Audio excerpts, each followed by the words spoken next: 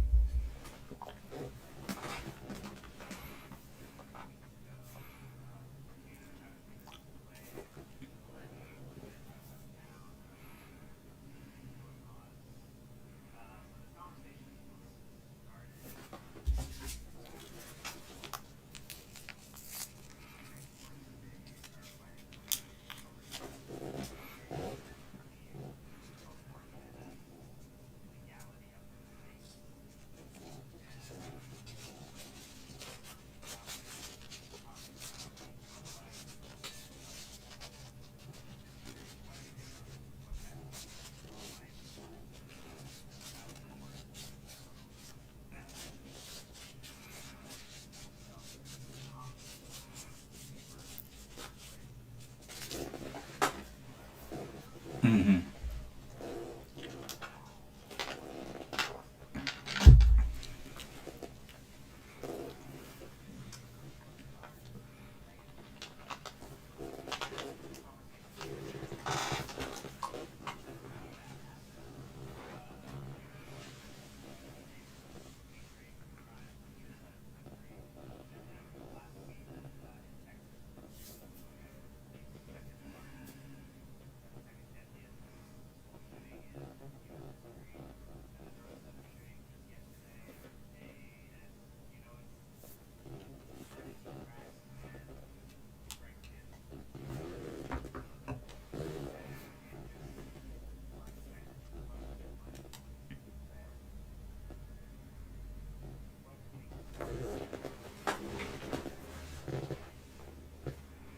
Mm-hmm.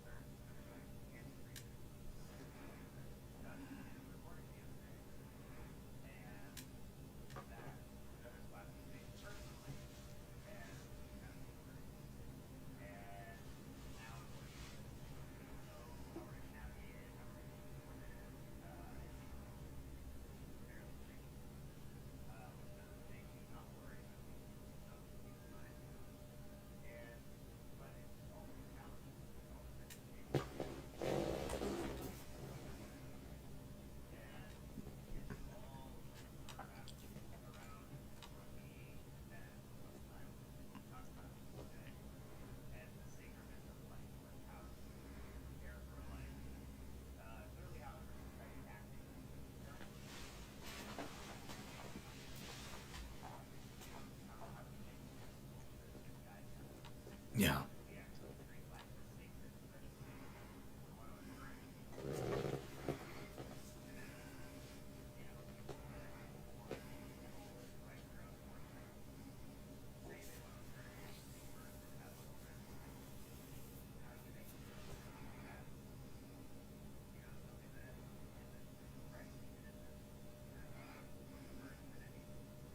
Mm-hmm. Yeah. I mean, I I've brought up a few times with other people in other places how, it's not like I don't think all these things are related to each other, in all honesty. Like, and I was trying to explain to my mother this idea that there's a lot of paranoia that the birth rate in the United States is being propped up right now through immigration more than anything else. Like if it wasn't for immigration, we would be declining quickly, which would be an economic nightmare. Not to mention, how would we take care of the next generation? There's not enough people.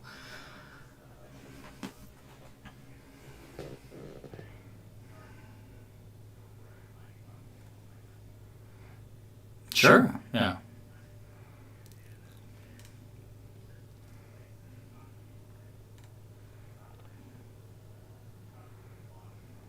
Yeah. Puts us in an interesting, situation where, with talk of Russia invading the Ukraine and, is World War III going to start? And I've been listening to historical accounts of Japan in World War I and II. And I was thinking, with our younger generations actively not having children, just because there's no way to support it with our economy. It's no. Down the road in the next few years, if we have a massive war and we lose like thousands and tens of thousands of our young population, like that's going to put us in a real bad spot where all we have is like geriatric declining populace and all the young people are dead except for the really, really young. And then like, are they going to be in a position to have kids? Like, who knows? Yeah, we're not set in a good place for it right now. And the burden of war is paid for by the reproductive age people. I mean, if we're being honest. Mm-hmm. Like, the decisions are often made by people who haven't had kids for 20 years. Yeah,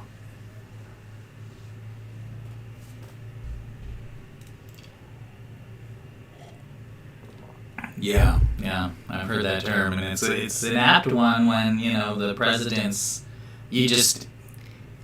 it's questionable if they'll live through their term, especially with the stresses of office. And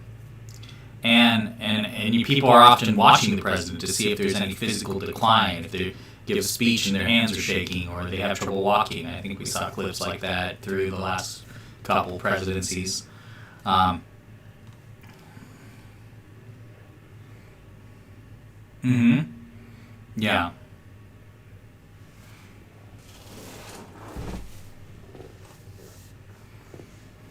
Yeah. If we remember World War II, again, just to go back to the past, what happened when a president died and his vice president knew nothing at all about the war, knew nothing at all about the plan, had never heard of an atomic bomb, right? Like, nobody bothered to brief the man.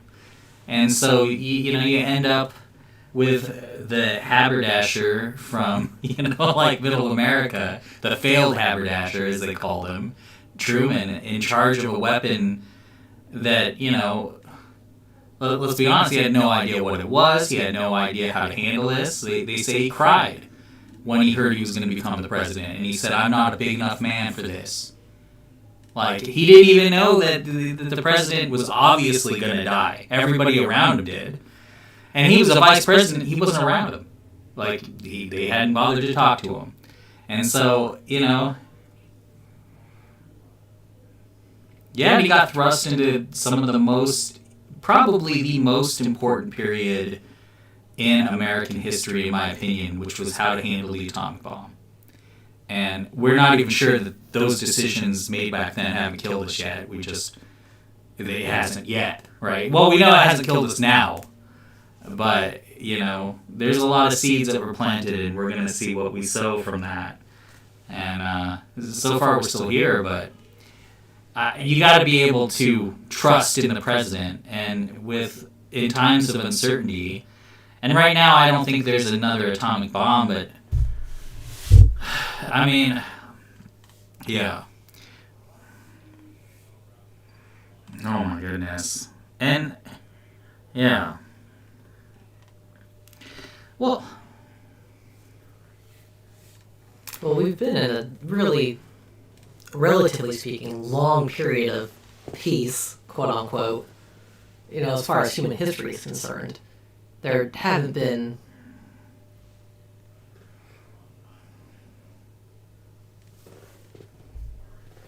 yeah, it's a modern.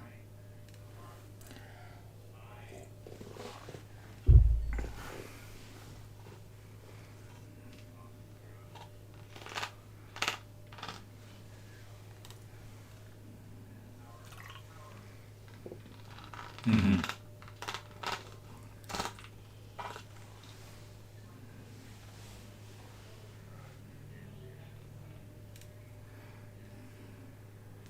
Yeah.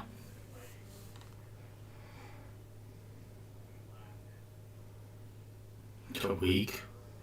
I mean, well, and you and me. I mean, we're getting near 40, but our country was at war with Iraq, at least sending cruise missiles and stuff our entire adult lives. That never even really stopped.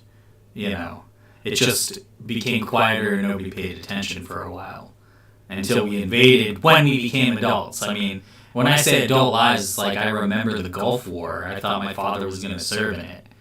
And, he shouldn't have been. He had already, been out of the military for a while and might have had a heart attack around that time. But, I mean, it's also a really bad sign that school shootings became a thing when we were in high school, and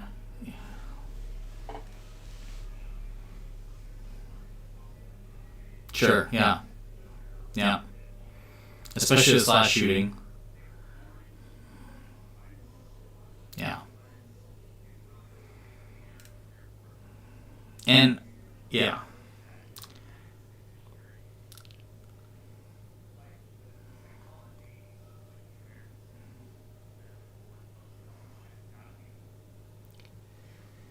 I mean, talk to anybody who has kids.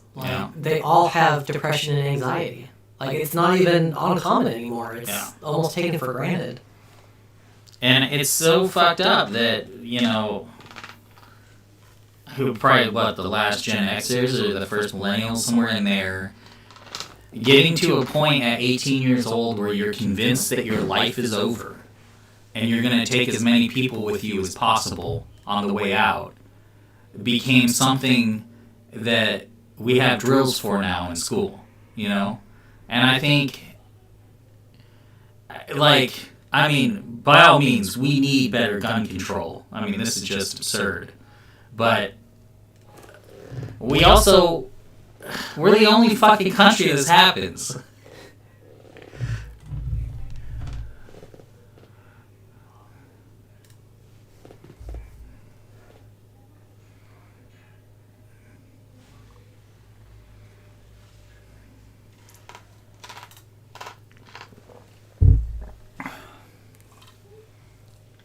Yeah.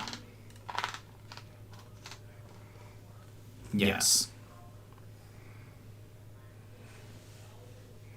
Yeah. Exactly.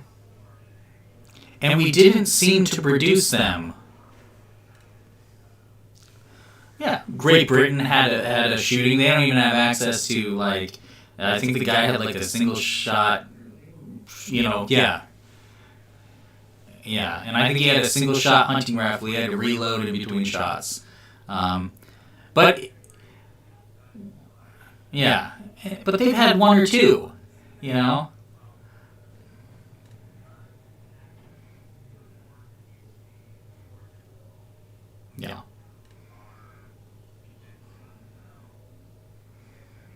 Yeah. And maybe an 18-year-old doesn't need an AR-15, maybe in body armor, pretty much ever.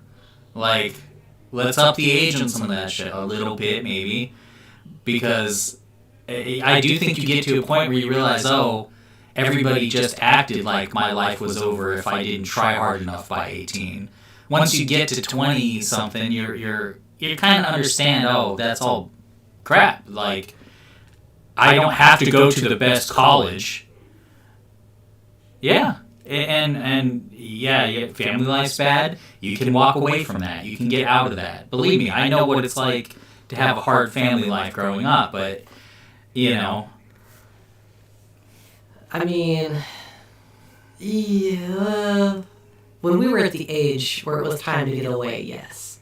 These days, if you're trying to get a single income, you can't rent anywhere. It doesn't math that way. It doesn't work.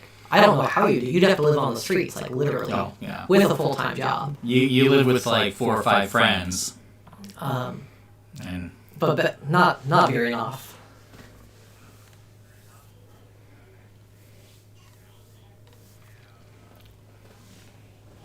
Absolutely.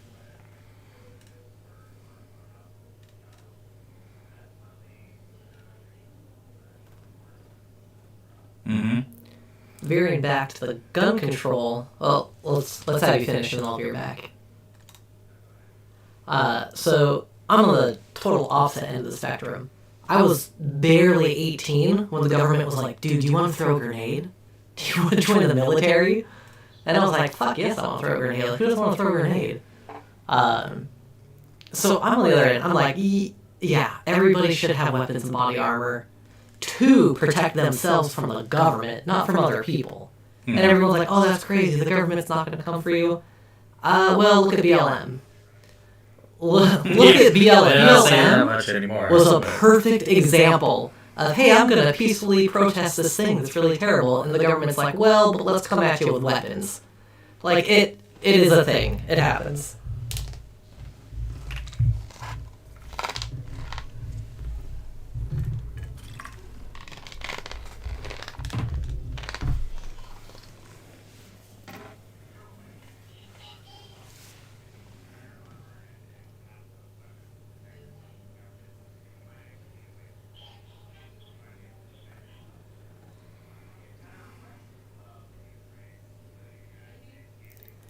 You make a good point, but that's a separate...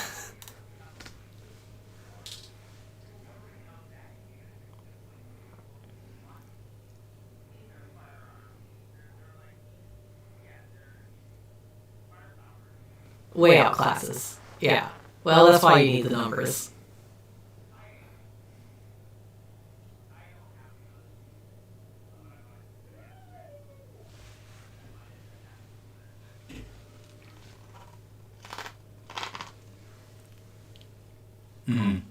Farm gun. Shooting coyotes.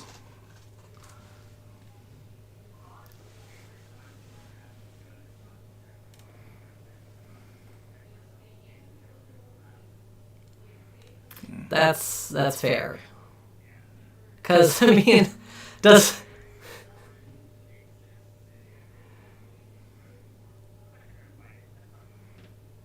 Yeah, it's a death sentence. For sure.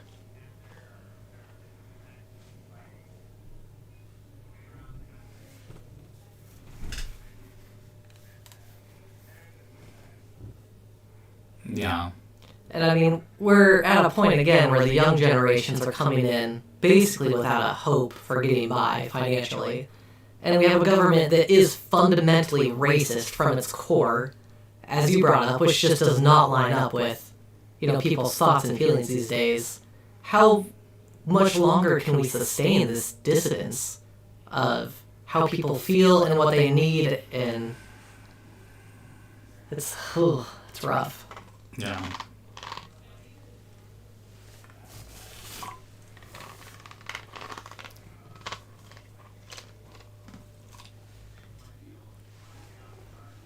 Well, we're right at the 200-year mark, yeah? That's about as long as anything lasts. Historically, after that, change comes, so... We're on the powder keg.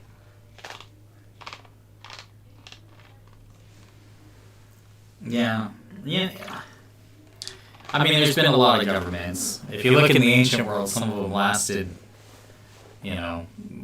damn near 1,000 years, but not without change.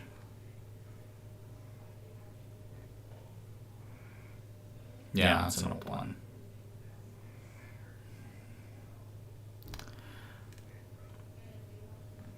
Yeah.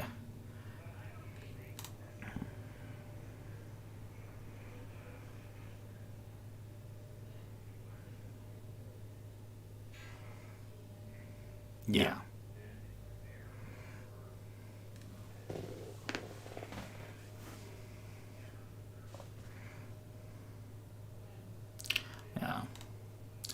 Well, you know, there's a lot of other countries in the world. Like, I'm headed to the Philippines here in August, and I've got family over there.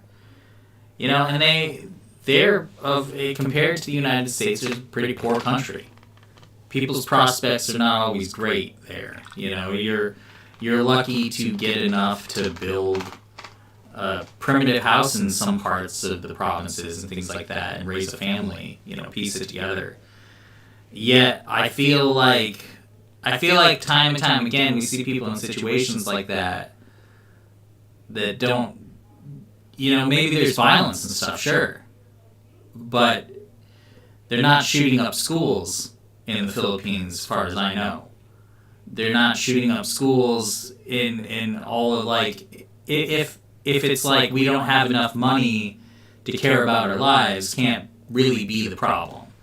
You know, it can't just be economic hardship. I think that there's some, even the poor, right? I mean, yeah. Yeah. Yeah. And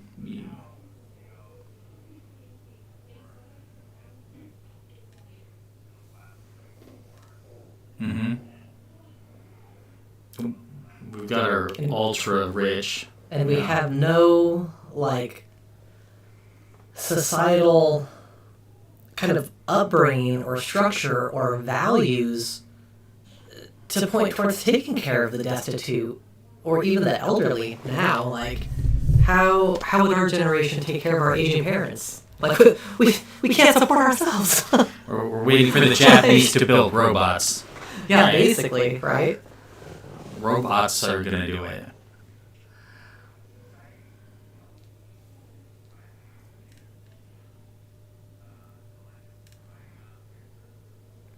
No, certainly. Yeah. I mean, I think one of the big issues too is that we have these pressures on us. You know, like the American dream is a fundamentally consumerist activity, right? Like, it's about getting your own house and getting your own things and not blaming anyone if you didn't get that except yourself. Because if you... Yeah. And we have always worked a lot. Yeah, a yard, a fence, 2 cars. I don't know. So your dog can poop in it. You can be mad when your neighbor's dog poops in it. I've been poop wars. This week I taught my son about weeds. I was like, oh, that's a weed, don't touch that. No, growing out of some cracks on the sidewalk, and it was just this ratty plant. It was like kind of dirty. I'm like, that's a weed, don't touch that. And he's like, what's a weed, Daddy? And I was like, well, I guess a weed is a plant that grows in a place that you don't want it to grow. Because a weed in some... Yeah. And he looks at me, he's like, Daddy, that's funny. And I was like, it is a little funny. I'm like, yeah, he just thought it was funny. He looked at me a little serious and a little amused. And I'm like, and it's almost a metaphor, I think, where we have these ideals of, like, perfection and purity, and our yards just this nice imported European grasses and bullshit like that. And you're like, what the fuck are we doing to the land and ourselves, and where did we build these illusions that that's something valuable and meaningful to put your name on, right? That like you're gonna bet everything on that fucking yard without weeds. And I mean, I just don't. I think there's a lot of hollowness that, you know, really doesn't give us the flexibility we need to survive through these changes or stay even sane through them. I mean, the lack of abortion services and stuff, like, this will not make our country a better place. Like, there is no...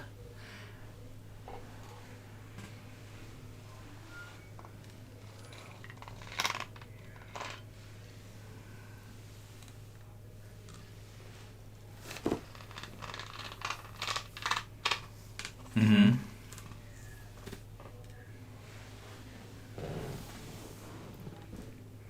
It's not an answer. I mean, it's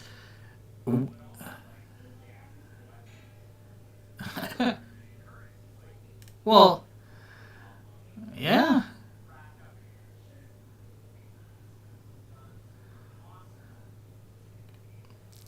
And yeah. And if you guys...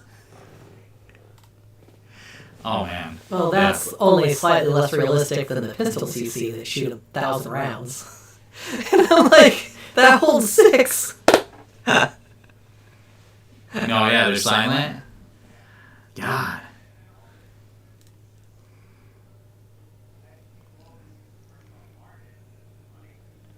Yeah. Absolutely.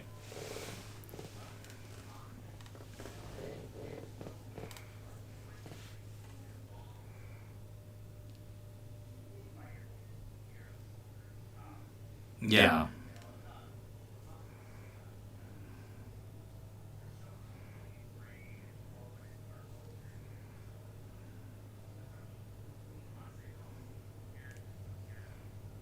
Yeah. I don't think about them very much.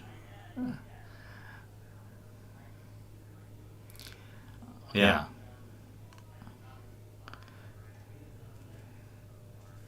Sure. Mm-hmm. Yeah. That's what they're made for.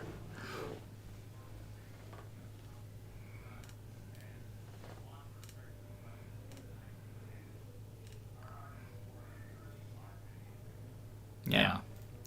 Which, you know, I get that's a mentality, but I mean, I keep saying, like, you can't ignore the fact that the real damage our country does with guns often takes place in the hands of people who never really wanted them in other countries. You know, like, we are a nation that goes to war perpetually. We are always at war. We are always killing people on foreign soil. In many places, we're being encouraged to come kill people for them. We send guns to other places like Mexico so that they can kill their own people, so that our corporations can move down there and start manufacturing processes. Like, absolutely.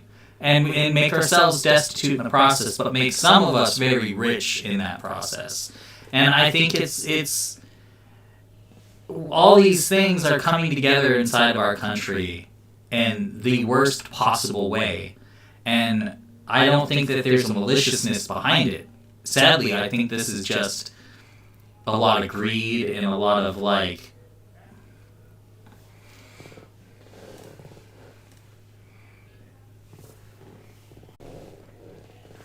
Yeah.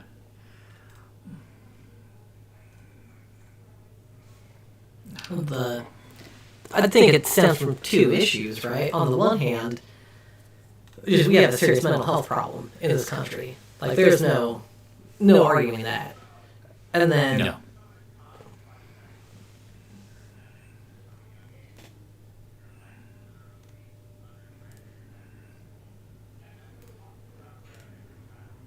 And then...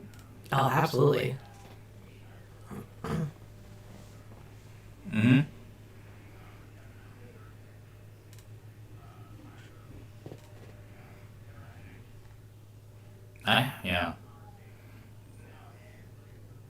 I had it in college.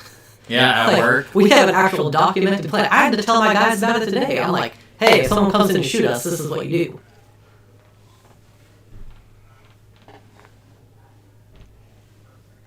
Mm-hmm. No.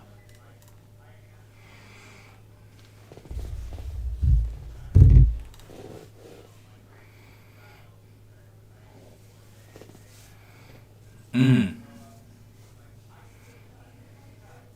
Yeah.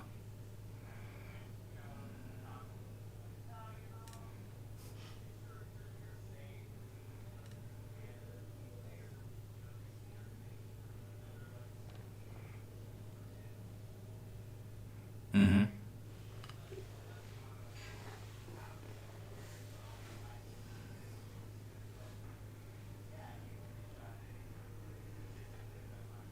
Yeah.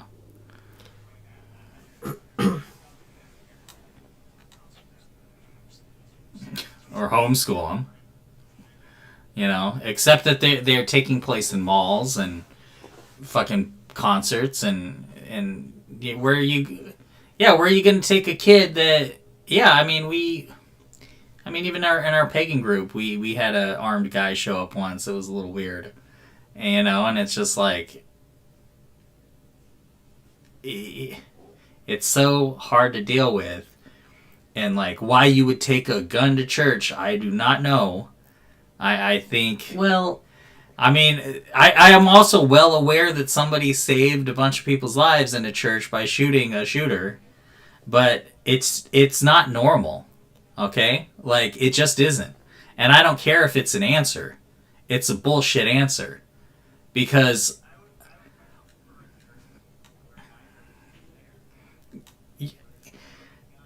I mean, it's just a bullshit solution. Like, just like arming teachers and training them to shoot other kids in the head that come in to shoot their kids. That's not a solution. Like, it might even work. It's a bullshit solution. You know? But go ahead. Mr. Voices. So I come from a wildly different perspective on this. Because one, obviously I'm military. Two, I grew up with martial arts. Like, a gun is just a vehicle for power, right? If I walk into a room, there's a good chance that if I felt like it, I could murder everybody in that room with my bare hands. So that not happening is dependent on me not doing it, right? Me walking in a building should make, theoretically, you as uncomfortable as seeing someone with a gun. Because there's that same kind of, ooh, it's danger, right? Now, luckily, martial arts goes hand in hand with, hey, don't do that. There's a lot of teaching in there to go with that. Well, there's different laws on it, too. Hope that guns do too.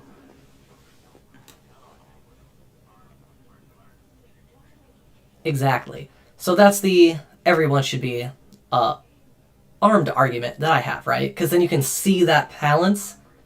Now here's where my theory doesn't hold up, right? Which is the second half of what I was saying previously. On the one half, there's a mental health issue. On the other half, our society is deeply capitalist. And removing the money from that, the underlying thinking that goes with it, where everything is about me. It's about me getting one up on somebody else. Me improving at someone else's expense. So what you lose, yes, and what you lose with that is like things like responsibility and honor. A theoretical situation where everybody was armed, you would have to have an underlying sense of being willing to protect other people, to not do harm to other people, even if there's an incentive for you. And that does not match with our culture. Well, so my feelings on it don't really match reality. Yeah, which is sad. They're not wrong though. Like, there's some legitimacy, but I want to point out that half of people killed by guns are not done so in a purposefully violent manner. That the more guns enter the equation, like the more accidents you have, the more hunting accidents where people thought they were shooting a deer and they shot a hiker. You've got... Yeah. Remember the bumper shoot in Seattle where a guy had a gun. I think he even had a permit for it. And people were like, oh, you shouldn't have a gun here. They tackled him, tried to get the gun away from him. The gun went off in the concert, And it's like, no, these were bystanders trying to be heroes. And so, it's like guns doesn't equal safe. And it's like, and I mean, I own a gun, all right? The reason I own a gun, one of the many, is that I lived in a house where a guy showed up, shot my friend's mother, shot her sister, shot my ex-girlfriend and boyfriend, and he laid on the ground and played dead while the guy shot his girlfriend over and over again in the other room. And then when he was going door to door trying to find his mother and sister, one of my good friends was hiding under her sink while they beat on her front door, and she called 911, and they were like, don't open it. Don't go out there. You'll die. And, I never want to be in that situation where I can't help somebody because I can't stop the person, right? Mm-hmm. But at the same time, I can tell you with fair certainty, I'm not sure that I want to kill anybody at this point in my life. Like, I really don't want to load up my shotgun and go outside and kill people. Even to protect myself and my family.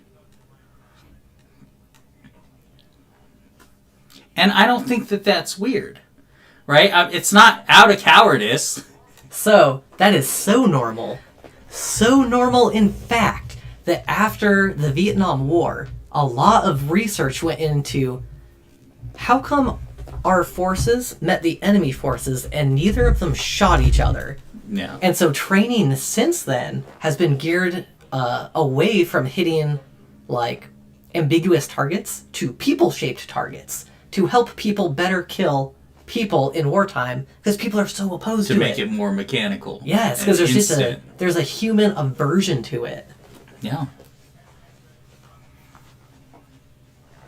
Mm-hmm.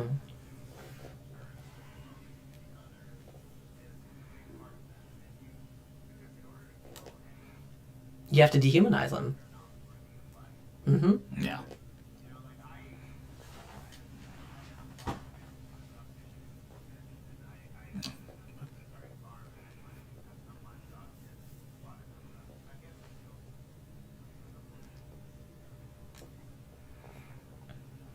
Mm-hmm.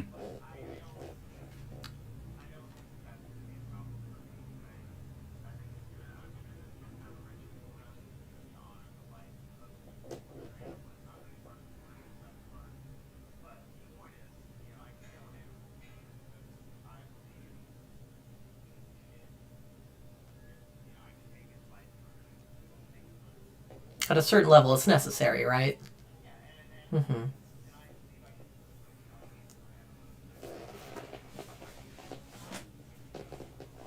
Mm-hmm.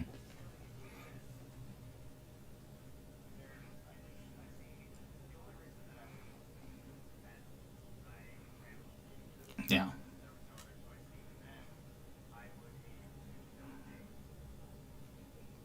Yeah. So,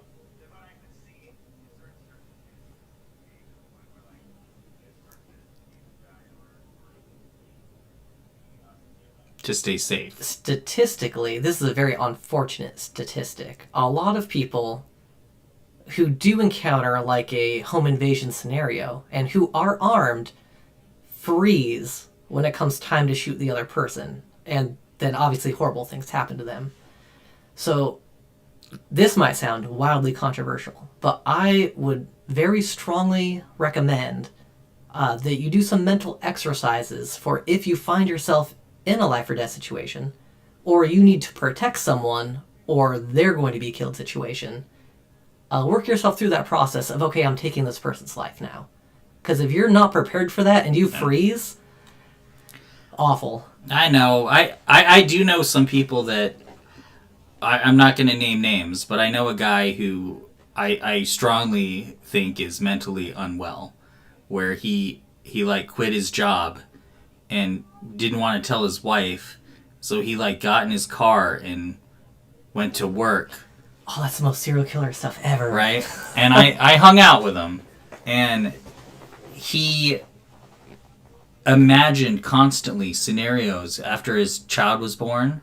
Every person he met, he was like, man, what if I had to, like, kill this guy to, like, protect my child? I know exactly what I do. I'm going to imagine it. And those are called homicidal delusions. Right? Like, those are not healthy. And, I mean, I think that a lot of situations, I think it's very real that people up violence because they're armed.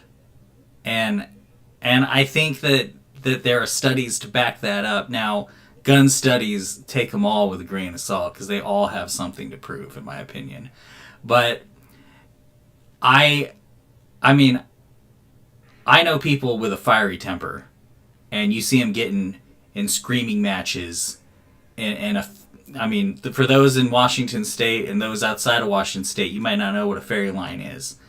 But if you cut in the fairy line, people have stabbed and shot and killed each other for cutting in a fairy line. And yeah, I totally get a home invasion. Somebody breaks into your house. They should they die for that? 100%. Well, in our society, that would behoove you that they just disappear. See? And nobody ever sees them again. So, I mean, I've heard of stories where, you know, this young black kid thought a family wasn't home, broke in, and got shot 8 times and killed. And, you know, he was looking for... I mean, people broke into my house and they stole my mom's purse growing up. It was just some kid in the neighborhood that thought we were gone because we were sleeping upstairs. My dad was gone, so the car was gone.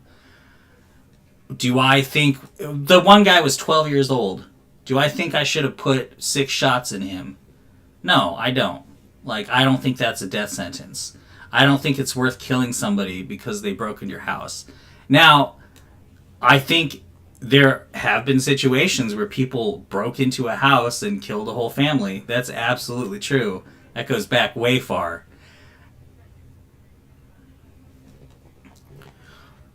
Yeah. Yeah.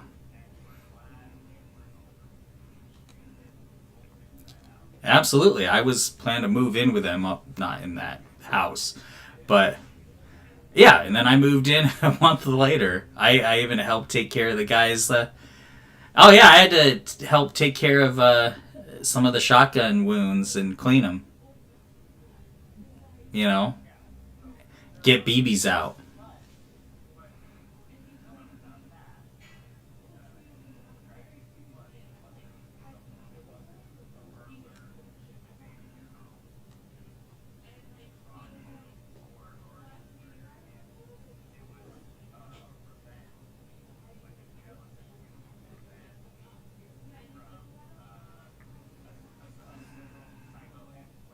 Yeah, he was molesting his daughter. It got found out. The mother was going to the police. And this is where I think the gun control issue comes in. The man pawned every valuable thing he owned, and all he bought was a shotgun and some ammunition, and walked right out of that store. He wanted a tactical shotgun with enough, ammo capacity that, he could do what he did with it. And they sold it to him.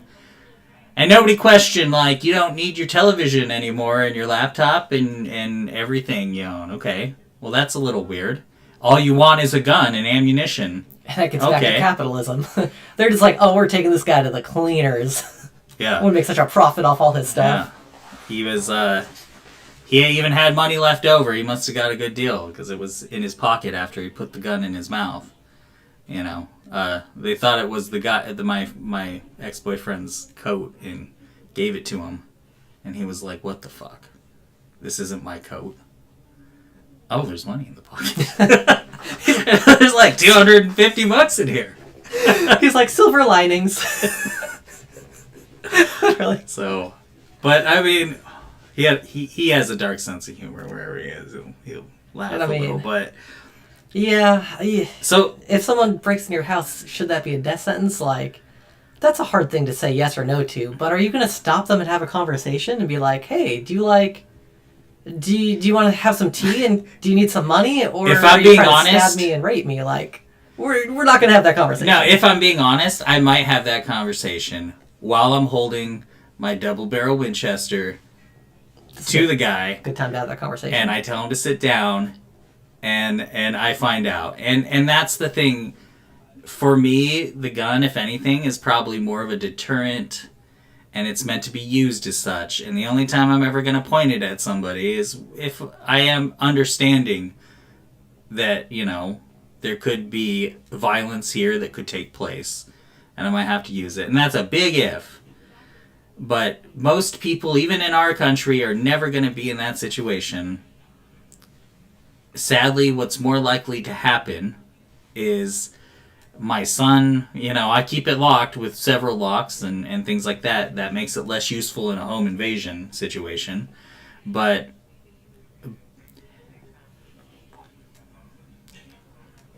if I keep it loaded and unlocked and up against the wall in my bedroom, the chances that my son is going to play with it and shoot it are about 100%, because I was a little boy once too, and my dad kept a loaded gun under the bed, and I never shot it.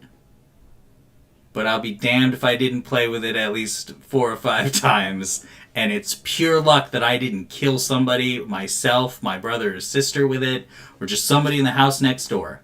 Like, that is a true fact. You keep a loaded weapon in your house with children, and you'd be amazed at what they can get to. Yeah, he didn't tell me he had it there. I found it, and he thought he was being clever keeping it under the bed. Little kids go under the bed, man. That's what they do. That was a terrible hiding place. A very common one, but no. Yeah.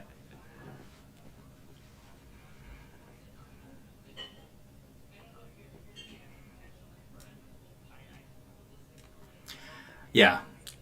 I'm not attacking guns. I want to attack the idea, though, that if we were all carrying guns all the time, that this would be a happy, safe place to live.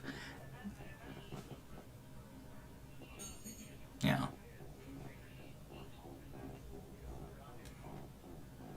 No. And yeah.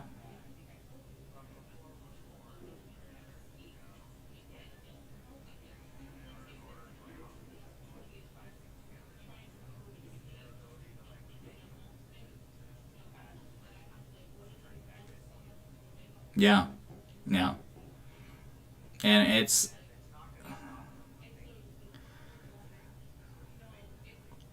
well, and the world is not the world 50 years ago. The United States isn't the United States 50 years ago. You don't raise children the same way. You don't have the same media. You don't have the same goals. You don't have the same options. You don't have the same... You're not part of a bowling club anymore. You don't have friends that you interact with that you can always necessarily tell what's going on in your life and making you crazy. And they calm you down and they're like, look, I love you, man. Like, you just leave, just walk away, like, take a vacation. Instead, you're usually by yourself. You're stressed out, overworked. Maybe you have 2 jobs. And then when you decide none of this matters anymore, you'll do anything. And, I mean, I just because I know we're people, I know that we've not thought to shoot up a school or anything, but just in your normal life, you get really close sometimes to, like, is there anything left of my life? Right? I mean, everybody does. And I think that some of the ability to bounce back from that really comes from in here, and it comes from out here. It comes from having friends. It comes from being connected to networks of people that give a shit about you. And that's not valued in our country as much as owning your own giant house someday is killing us. And we're killing each other over it. Have you tried to make a friend as an adult? No one knows how to do it. It's easier to find somebody to have sex with than it is to find a good friend. And even that. is a tough endeavor, at least for me. Yeah. I don't know. But, and I have no scientific evidence to back this up, but I'm willing to bet a lot of the people trying to push for the anti-abortion laws probably can't even name 4 parts of a labia, let alone the rest of the reproductive system. Like, we need to get some experts in here on this before any decisions are even discussed. Let alone let's go back to Puritan times, man. Those Puritans were cool. Yeah. And they're hating everybody all the time. And I think it's like a low-cost, easy way to try and fix a problem that is so multifaceted and deep, right? Like, yes, it raises the birth rate in the dumbest way possible. Like, improving the quality of life, would improve the birth rate.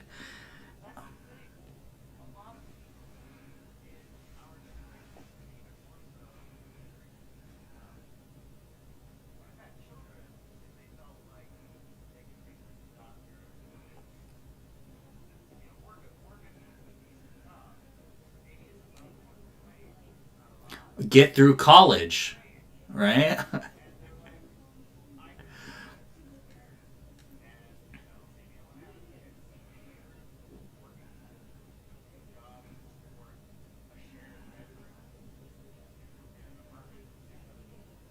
Yeah. That'd be a real dick move. Yeah.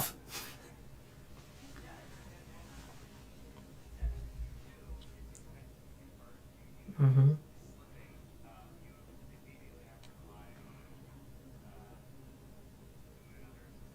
Oh, yeah.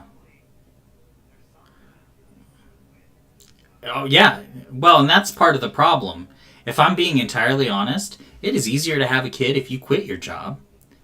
If you don't marry your partner, if they go through state health, insurance, and they're like, well, I am unmarried and I'm a single woman having a kid, and then they can rely on these safety nets to support them, and that's not a way to have a healthy family. In Washington State, because we're cool like Yeah, that. we're There's other way states better. that, no, do not follow Absolutely. that advice. We don't have welfare to work or anything.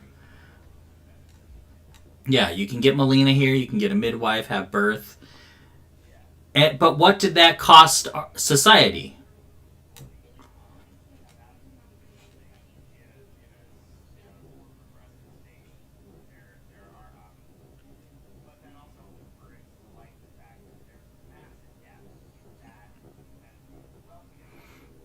Yeah. That's the problem, right? And that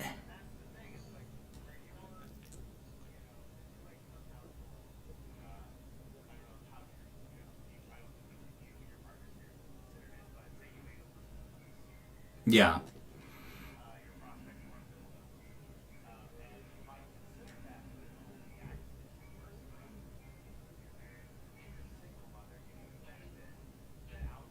Yeah. Absolutely. No, I got a second job. I dropped out of school, right?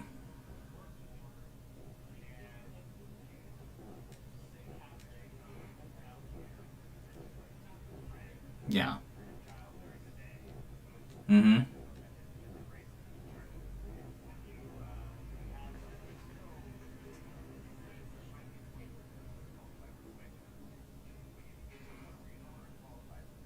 Yeah. Yeah. Yeah. We didn't get food stamps or WIC or anything.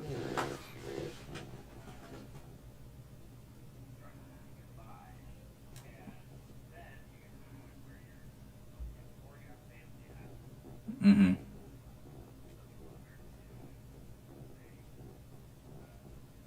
And I think we really need these safety nets. I'm not trying to say that there's anything wrong with them. What I'm trying to say is that it's so hard to have a decent middle class lifestyle that somebody one generation before us would have completely taken for granted. That it takes every bit of your time and effort and school and debt to even get it, right?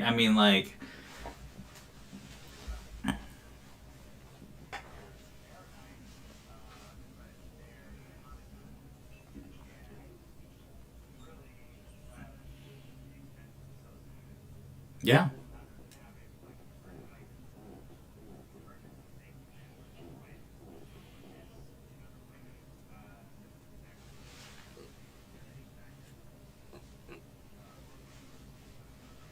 Sure. I mean,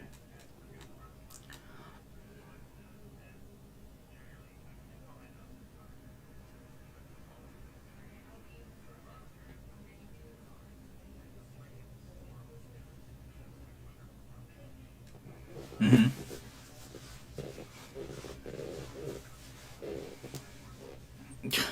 yeah.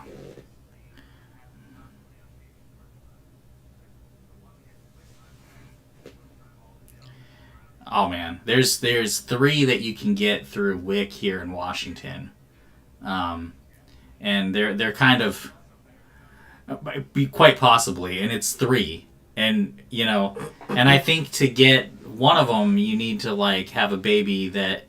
I mean, the one thing. Well, one of the things I can say WIC does well is it pairs you with a nutritionist from the beginning. But the thing about WIC is that they don't cover you enough for 100% of the baby's food. And so you find yourself having to make a lot of really weird decisions sometimes about what you can afford to get for the child, and it starts to control exactly how well, it's time for solid food.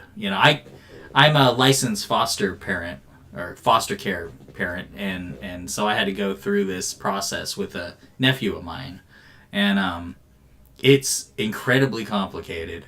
And I mean, again, the problem with these things is people think that they're just handouts, right? That the government just gives it to you.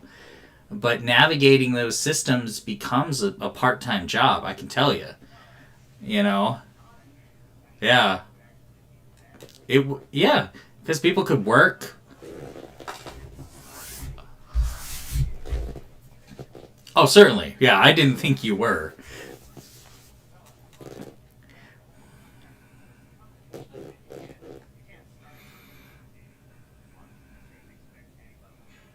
Yeah.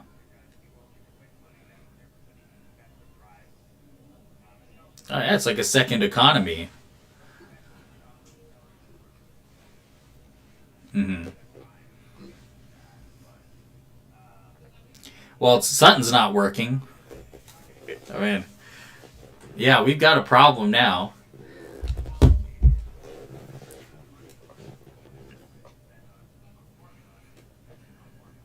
Mm. Yeah.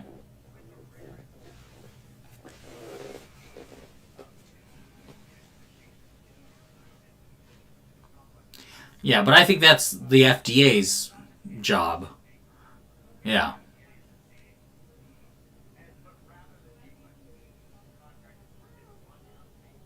Yeah.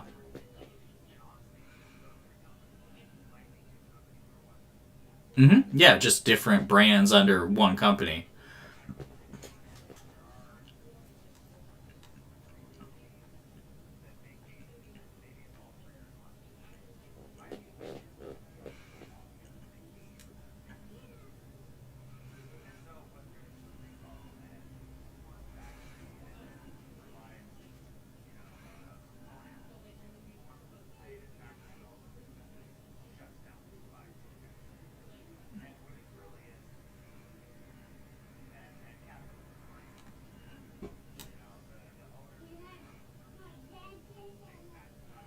Yeah.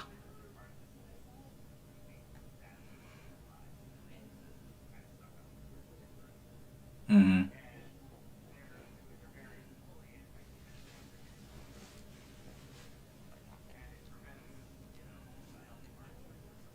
Yeah, just a fair marketplace.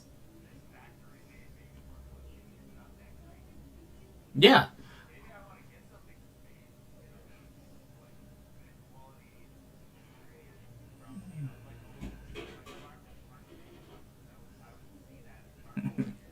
Making goat's milk. Earth's Best and what is it? The Eden products or whatever. I think that two of those have Yeah, Eden Organics. I think they have. I'm sure Earth's Best has baby formula, and the other one does too. I'm pretty sure, and it's decently priced, but you can't get it under WIC. And there are times that I would have really preferred to try that. That the kid ended up not being able to handle like milk and whey and stuff very well, but I did.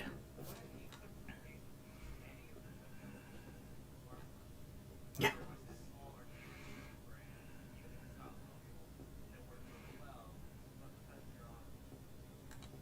Yeah.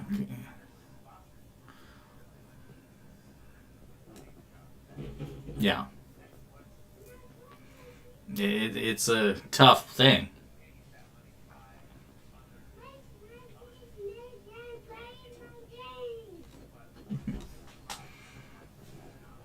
Yeah.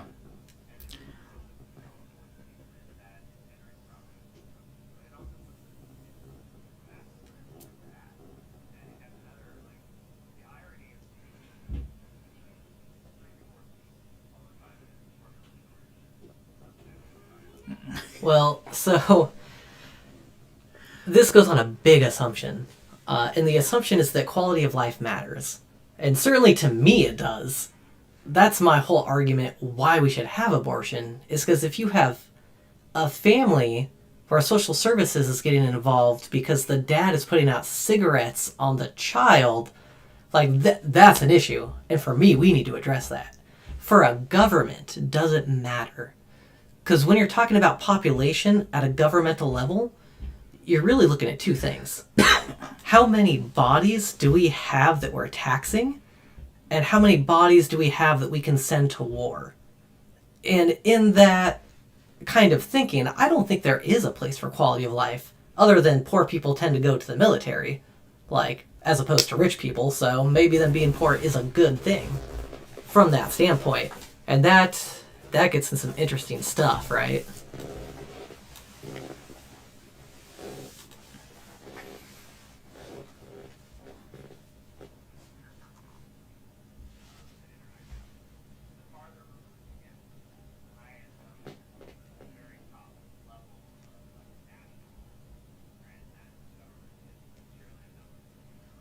And it does not take much movement.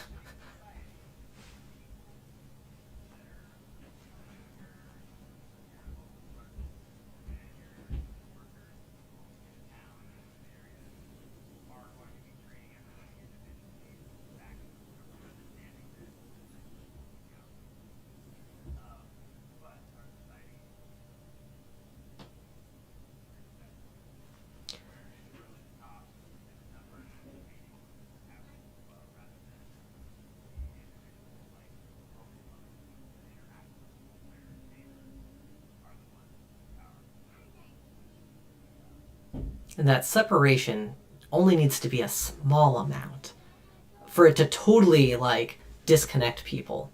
I think the journaling term is make it local, because if it's not local, people don't care, something like that. The wage struggles we're facing, right? What was it, last month I talked with the CEO of a Fortune 500 company and was like, look, dude, this is why you can't get people, was because that separation. People coming into the workforce, there's zero incentive because they're not making enough to meet rent, have a car, feed themselves. So then why would you work? Someone who the system worked for, you can say that to them, but they can't conceptualize it. It doesn't work for their head, and so they don't understand it, so they can't make policies for it. And really, they're not making 3 times the income. They're just comfortable. They have a place to live. They have a family that's fed. It's not a big jump to put them in the poorhouse either. They just need to get cancer. But there's still... That small separation is too much to reconcile and have us on the same page in being that healthy democracy and moving forward together, because we work in each other's best interests, or the interests of the whole, right? Yeah. And what we're seeing is that separation between state and person is astronomical. So, yeah, not healthy. Definitely not in the current state. And yeah.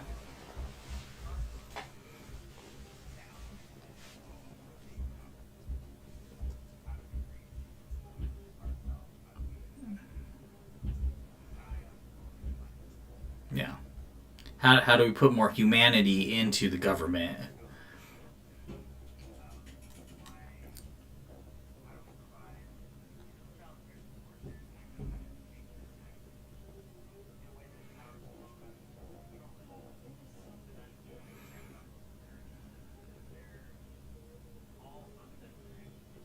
Mm-hmm.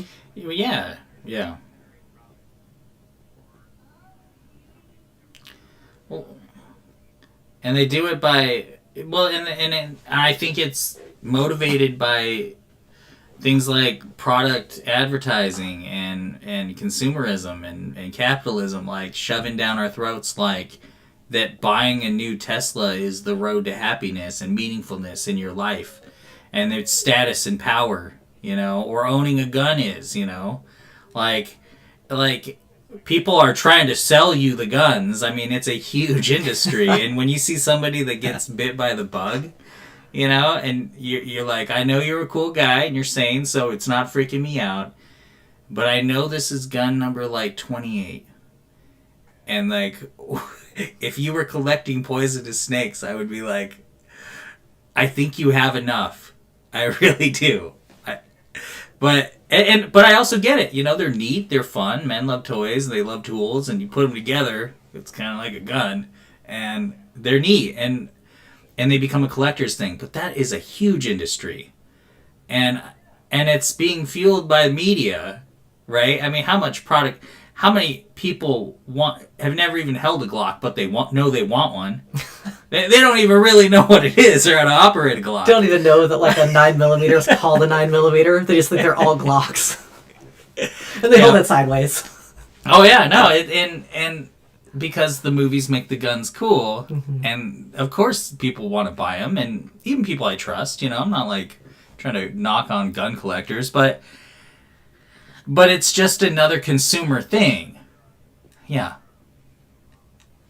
Well, and yeah, and it didn't make him more safe or more happy. It didn't fix any problems in their life. It's just, you just end up in the cycle of I better buy more. Yeah, video games have been a vehicle for money to leave my life and never return. Truer words have never been spoken. DLCs, oh man, they get me. But in the end, it's empty. Exactly. It's just flashing lights in your eyes. And I'm not trying to put down, everyone needs entertainment. You do.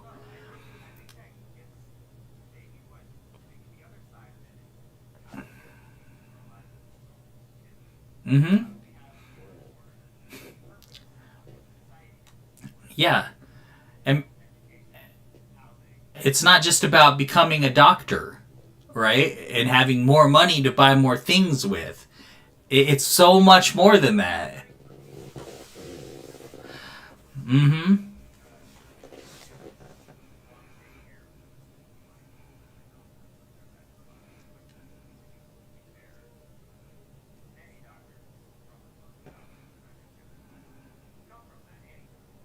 Yeah.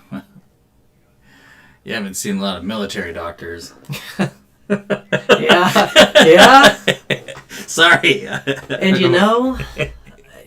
talking about our society again, when I was young, I'm going to steal this tangent for a little bit, and then we'll let you go. When I was young, I had a doctor who was amazing. She got into it because she wanted to help people. And it fucked her up. Because our systems are not set to help people. They're just not. They're set to push pills in people's faces and then give them pills to treat the things that the pills are causing. And it caused a lot of cognitive dissonance with her and really affected the quality of her life. Because she was there to help people in a system meant to basically just be like a meat grinder of capitalism. And it's hard to reconcile that. I couldn't imagine trying to be in her position. Yeah. And, well,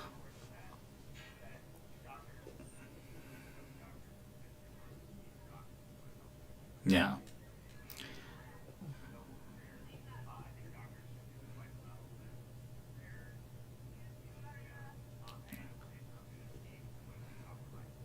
No.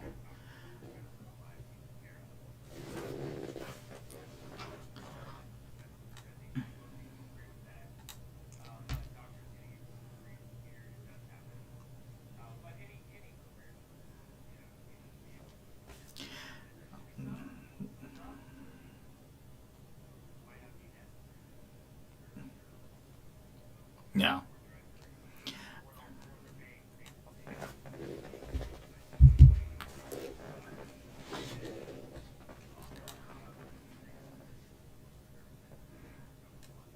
Yeah. I definitely.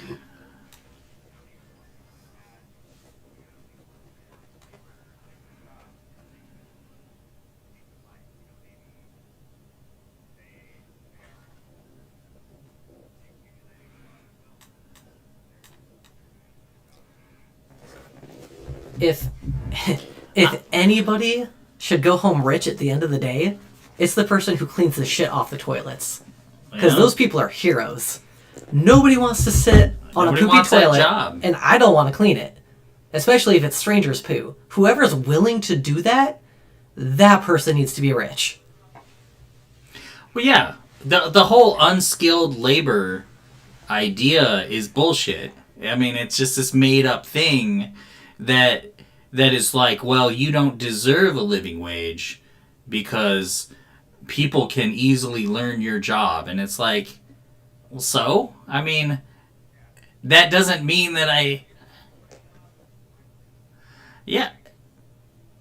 Well, it really goes in the face of this idea of like supply and demand, which it's supposed to be based on, right? Like, because there's all these jobs, as you pointed out, that nobody wants to do, yet they pay the least. But it's like, I mean, I've worked construction where people were literally blowing out their bodies, and that by 50, they're not going to be able to get out of bed very well, and they're not getting they're getting paid decently, but if you're honestly telling me that like some of these like medical technicians and stuff, or even doctors, just deserve to make so much more than they do for so much more of their lives, I don't know that I agree. You know, like some of those people are they're building your schools and your banks and the hospitals. Like and then we like praise and worship athletes that are making millions, and I don't even necessarily have a problem with that because people are making millions off them and they're getting a small percentage of that, but it's a broken system, right? Without attacking the athletes, I can say that I think something's not working there.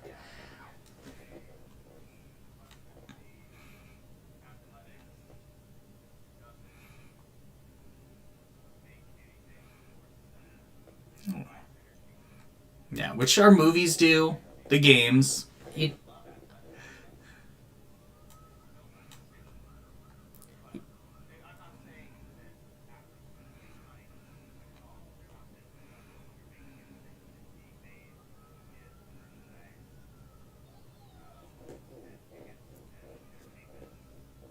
Yeah. what's really, really backwards in our society is who gets shit on the most? Food service. But they're feeding you! What's better than someone making you food? Yeah. Like, and they get yelled at, they get hit, they get Yeah. attacked, and they're children. They're like 16, 17-year-old people. It's their first job, and they have to deal with the general public who's hangry and who has no moral compass for how to treat people. And they're paid like as little as possible. That's a travesty. That I don't think there's enough pushing to fix that. Well, and That it really takes a needs to be high fixed. amount of skill to do. Again, I just got to call bullshit because becoming a good chef takes as much knowledge and talent and skill as becoming a doctor, in my opinion. Even if you're not a chef, if you're making, I'm just going to throw out a random number because I don't know anything about food service, but if you're making like 10 burgers in a minute, that takes skill. That takes precision. Even if it comes out sloppy, right? Like, that's 10 burgers in a minute. I can't do that. There's no way I could do that. Not without, like, intense training and practice, right? You really can, yeah. Well, and I've worked in kitchens, and you can go through so many people before you find somebody that works in that environment, that can handle the pressure. Yeah. Well, you don't do it for money.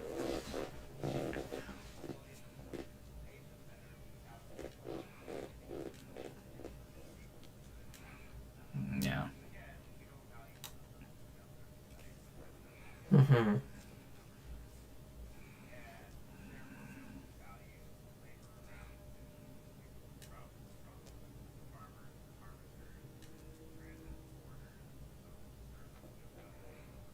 Yeah.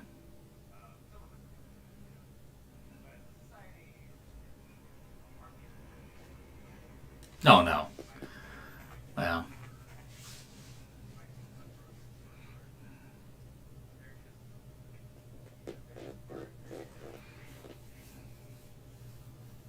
Oh, yeah.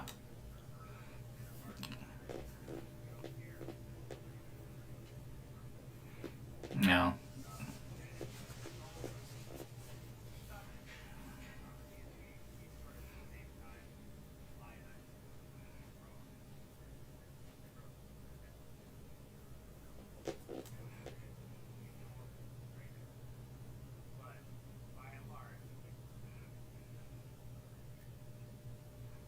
Yeah, and they're looked down on, for sure. You know?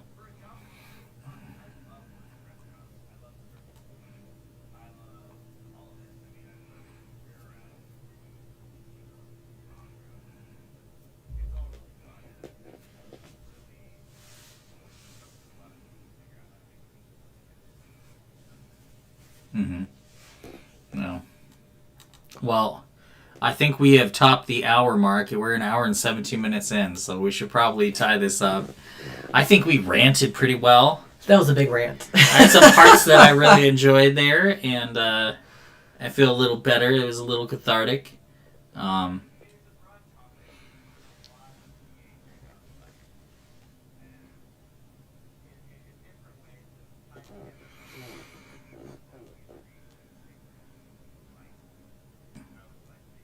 yeah. Which, I mean, we never got to in the video. So, I mean, if someone's finding us on YouTube, or I don't know if the podcasts have any comments, like, how can we address this? How can we make things better moving forward? Put that in the comments. We really would love some brainstorming here. Yeah, so our email, I want to talk about that, because we have a YouTube account. So I assume we have a Gmail account under the same name, or that could be going too far, right?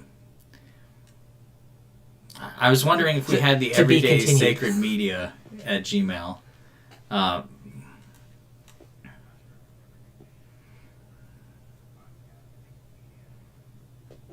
think so too. Well, we'll work on this and get it up. I'll throw it in the description when I figure out what it is.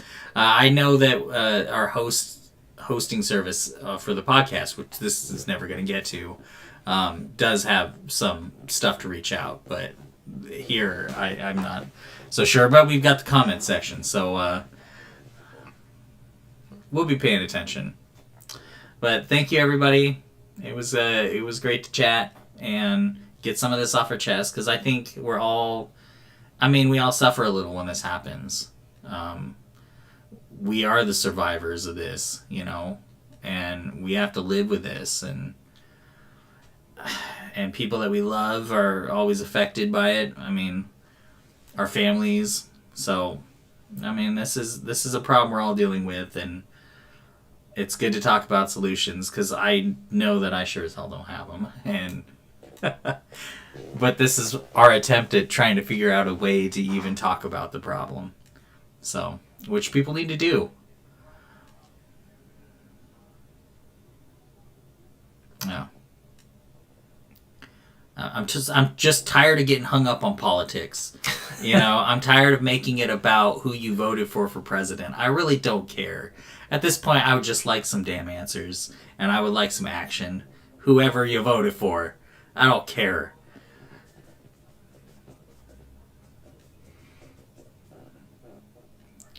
Yeah. Or a third option. See me as the unified dictator of America, where we have no states, just one country. Vote for me. One perfect country. Well, and I'm tired of people just turning it into a gun issue, or just turning it into a mental health issue, or just turning it into, like, an issue with police. And, yeah, like, no, this is a systemic... Yeah. This is everything. Yeah, it's not one strand.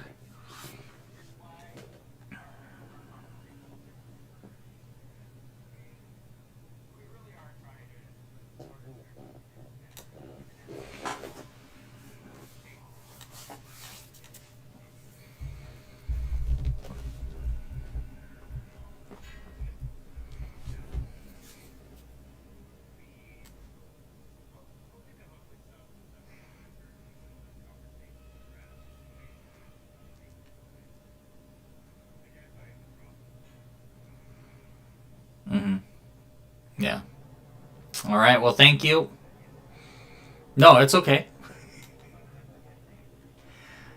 Yeah, no, I mean, we're trying to make ourselves better, honestly. Like, we're really, and what I mean by that, because better is, depending on how you look at it, but, like, we're trying to keep ourselves more sane, grounded, solid, able to act with compassion and mercy and thoughtfulness in the things that we do and put value in them. And, I mean, I think it's a start, and that's why we do what we do. But this is a huge issue, so we'll get there. All right, thank you, everybody. We will see you again next month with another live stream. Thanks. Blessed be. Blessed be.